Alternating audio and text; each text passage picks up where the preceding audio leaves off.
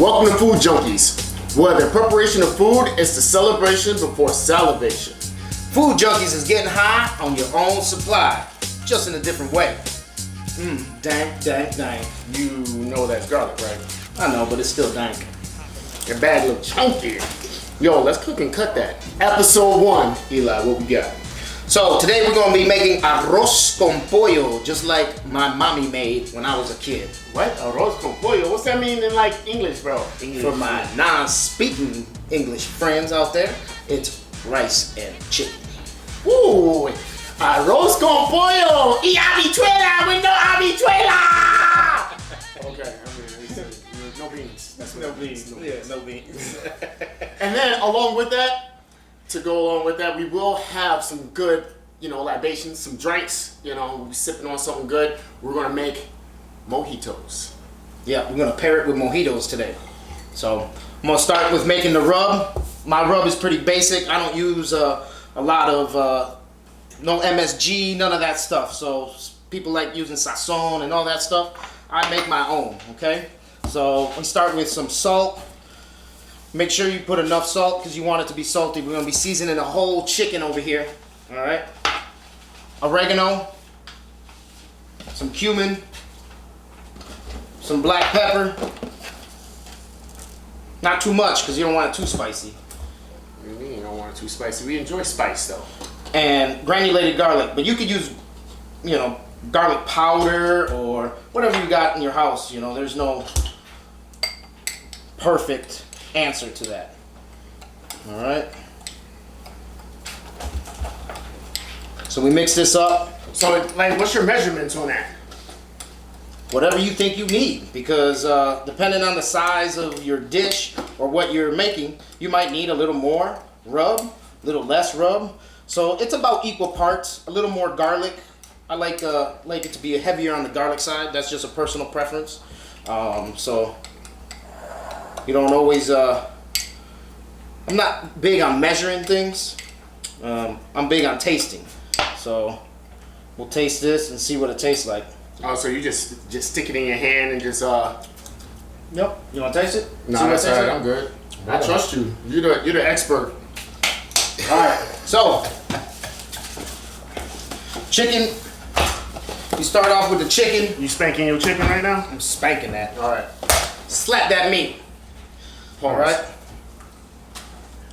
So I like to make sure that the inside of the cavity is well seasoned. So you put your rub on the inside, separate the skin. Make sure you get, because with this kind of dish, you're not going to use the skin. The skin kind of gets chewy, so you're going to pull that skin off anyways.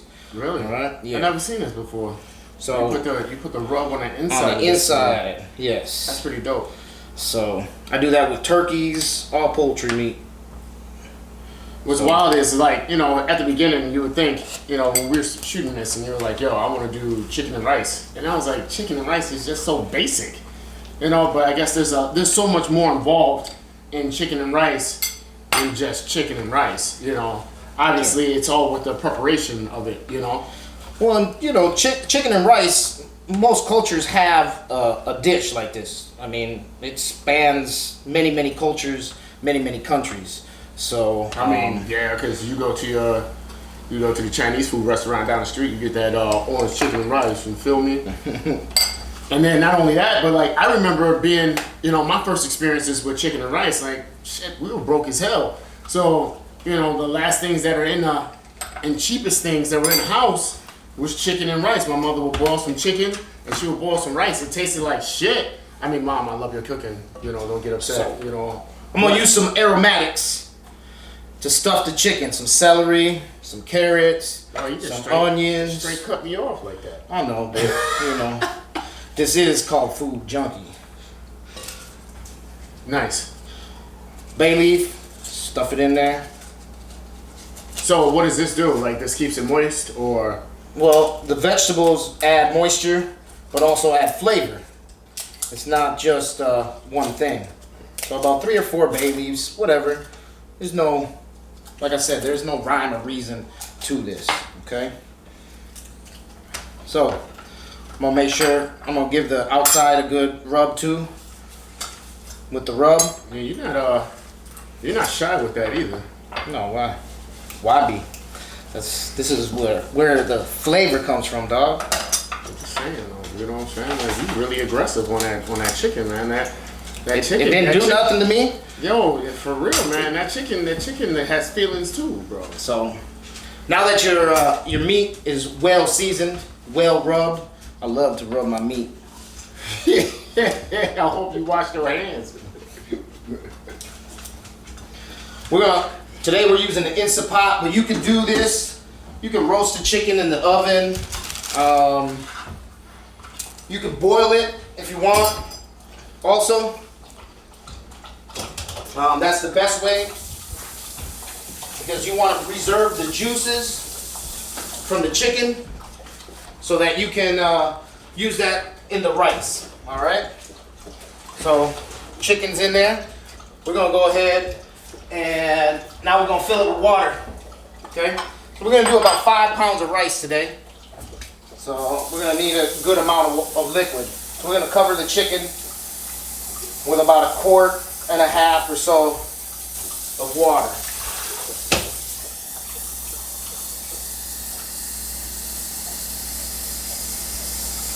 You can also do it in a slow cooker if you want to do it slower.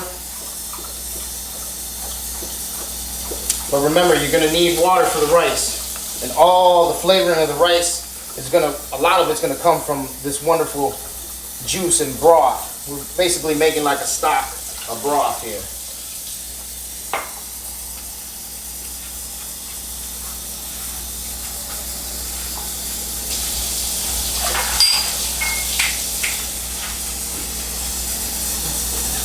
And depending on the size of your chicken, you might need a little less water. All right, why is that? Because the chicken displaces more water if it's larger. I'm gonna take a few garlic cloves and put it in the water, add flavor, and a couple of these bay leaves that were left over. All right, we're gonna cover it up. And I love my Instant Pot. Go ahead, we're gonna set it for pressure. And we're going to add some minutes to this. I'm going to do it for about 50 minutes. And hopefully, if everything goes good, it's going to start working, increase pressure. All right, so now it's on. I'm going to let that cook. While that's cooking, we're going to start making the sofrito. Like I said, we're going to be making arroz con pollo. We're going to be pairing it with some ripe plantains and of course some avocados from Mexico. No habichuela? No habichuelas, not today. All right, so sofrito is a basic, real basic and simple. In its simplest form, onions, peppers. I like red peppers personally because it gives a nice red color to the food and the sweetness. I use sweet onions for my sofrito, but you can use yellow onions, white onions, preferably not a red onion or purple onions. Why okay? not? Why not? Because they just don't really work well with this type of application. They're better for like raw eating. You and sound stuff like racist, that. dog. You don't like. I don't like red. How you can color shame an onion, bro? Easy. I just did. Okay, damn. So so I'm using. You can use cilantro for this dish, but today I'm going with a traditional Puerto Rican style. And I'm using recao, all right? It's a little bit milder, has a very similar flavor to cilantro, but a little bit more mild and a little sweeter. That is fragrant too. That has a lot. You should taste it. Tell me what you think.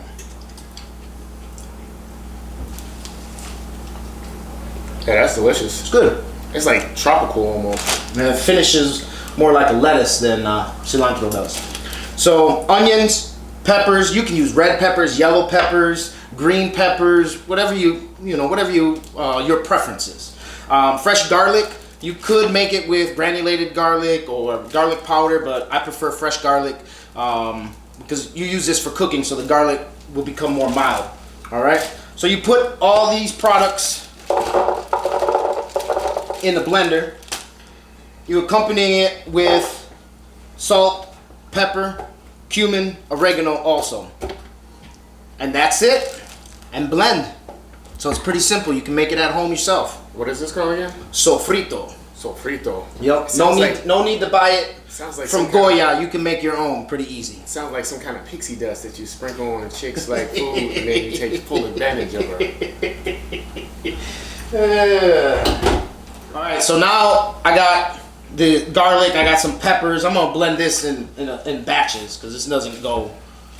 You know, it's a little difficult. Put salt. Put a good amount of salt because you're gonna use this for seasoning rice and products like that, soups. It can be used for a lot of different stuff. So salt, cumin, probably about 2 tablespoons of cumin, oregano, and again, this is a personal preference. If you don't like cumin, you put a little less. If you like cumin, you put a little more. Oregano, about 3 tablespoons of oregano. Pepper. And it should be strong. This is like a concentrate, all right? Pepper, a couple tablespoons of pepper, all right? Should be strong, man. You put enough salt in that bad fella, you can ski in that blender. And that's it. That's the basis of the sofrito. And again, this is my personal mixture. You can come up with your own mixture as long as you have the basic items, the recao or cilantro if you're unable to find recao, peppers, again, your preference, red, yellow, green, whatever you want, and then the onions. Again, I'm partial to the red peppers and the sweet onions and the garlic. That's it. Those are the basics. And from there, you can add whatever you like.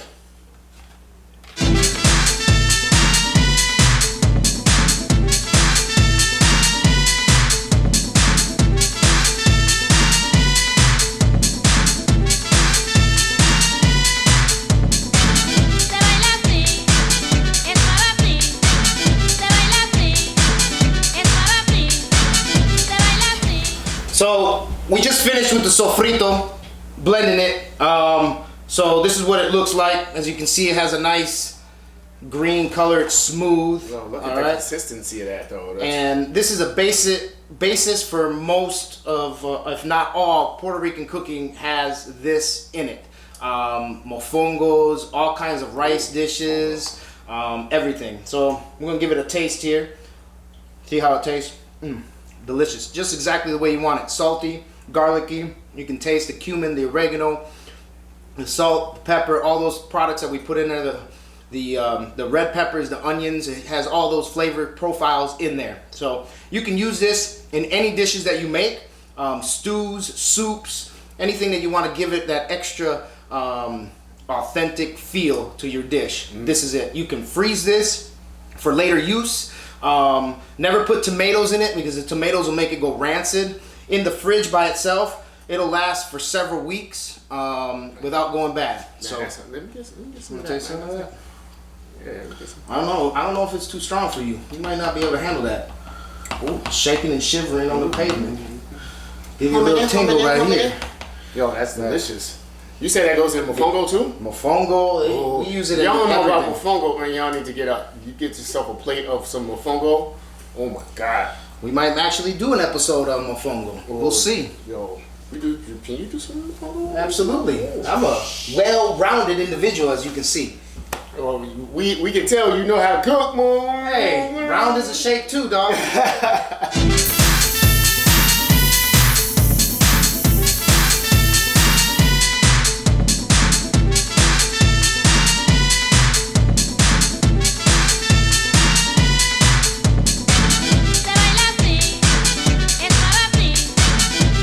We ain't letting them bones go to waste, son. All right.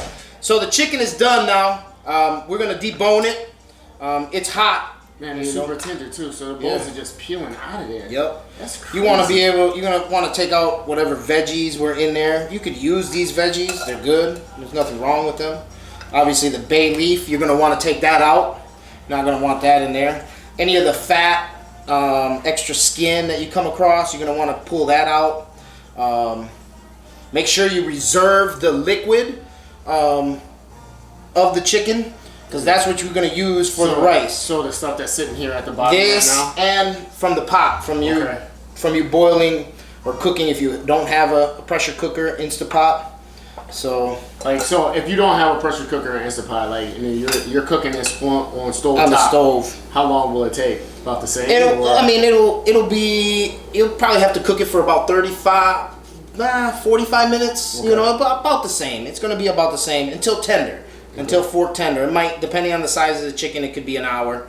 But boil for about an hour. It's usually enough time.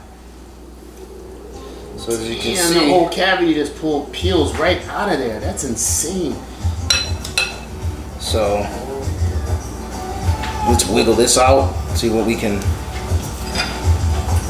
Yeah, this is pretty amazing. I mean, it's not that, it doesn't take that long either, if you think about it in retrospect, you know. No, you can make this. I mean, this is a dish that you can relatively make really easy and quickly.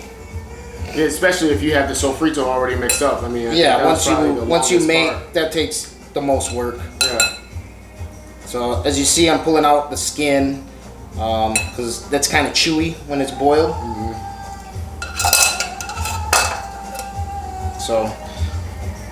So we'll debone the rest of this, get this prepared, and then we'll make the rice. Like, well, see, and the beautiful thing about this is, like, especially for me as an athlete or even a bodybuilder, you know, I use chicken and rice. I eat chicken and rice all the damn time. So like going from, you know, growing up in the hood, and I didn't, you know, we didn't have much, but like we had our nutrients of the chicken and the rice to help us, you know, maneuver through the day, you know, and keep our bellies full. You know, we cycle back to that chicken and rice because it's that's still the same nutrients, you know, that help build the muscle, you know, and then the protein from the chicken, the carbohydrates from the rice, and the protein from the chicken. Yeah, I got you. Suck the marrow out that. Y'all see, hey, yo, pause on all that, bro. You know what I'm saying? I ain't sucking no bones over here. So that is delicious. Debone the chicken, and then suck on the bone. Yo, I don't know. See, the sexual innuendos right there. I mean, yo, you pause on all that, bro. I ain't not playing that game with you right now. Look at that little wishbone. There you go. You ready? Dry it out. It ain't gonna snap. It ain't gonna snap? It's too wet. Is it? Yeah. You're gonna have to dry it out. You like it wet. You like it weird. The best part. What's that, giblet? That's a chicken tail. Or the butt, as some people call it. You should have showed that to the camera. I did. Didn't you see me hold it up?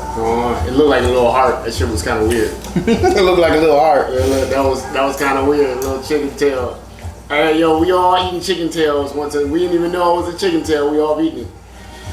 Me personally, I wouldn't be putting raisins in it. Okay. Grapes. Only in your potato salad. You put raisins in your potato salad. No, I don't even like raisins that much. I think they're kind of nasty. Come on, you gotta be kidding me, man. Raisins? Like, raisins are like it's like the fruit snack, the natural fruit snack of the world. Natural fruit snack of the world. Oh, but they're yeah. wrinkly and weird looking, like. No, we ain't talking about the look of it. We're talking about the taste of it.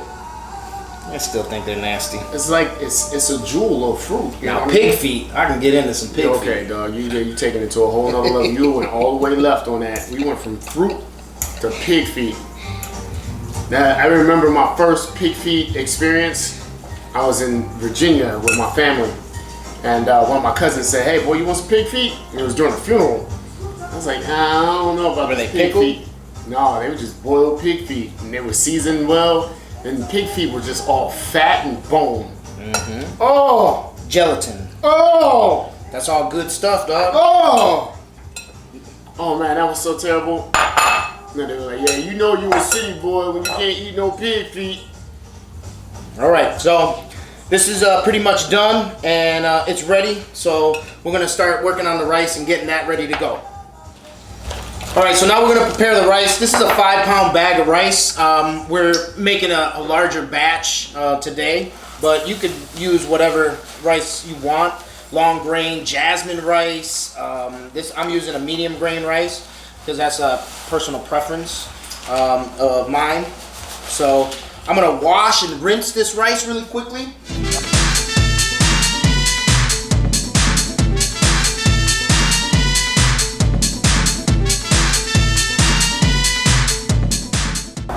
set that aside. Get that ready to do the cooking part of the rice. So we're gonna start the rice here. Start with a little bit of vegetable oil, olive oil. I mean, bacon grease, a couple tablespoons is fine. You can use any kind of oil, works fine. I always like to toast my tomato paste before I do it. It gives it a nice flavor. So we're gonna be using about 6 ounces, a 6-ounce jar of tomato paste. You can really use any tomato paste. Klae, will you mind handing me a smaller spoon? Thank you.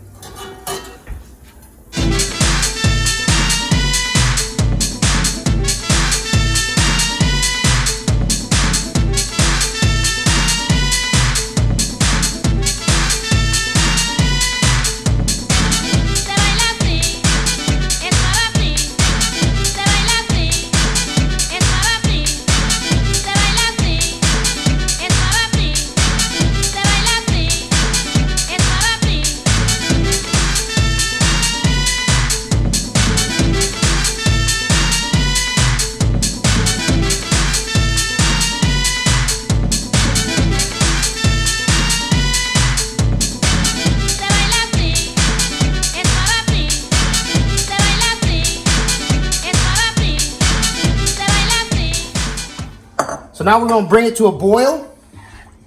We're gonna turn it on high and bring it to a boil.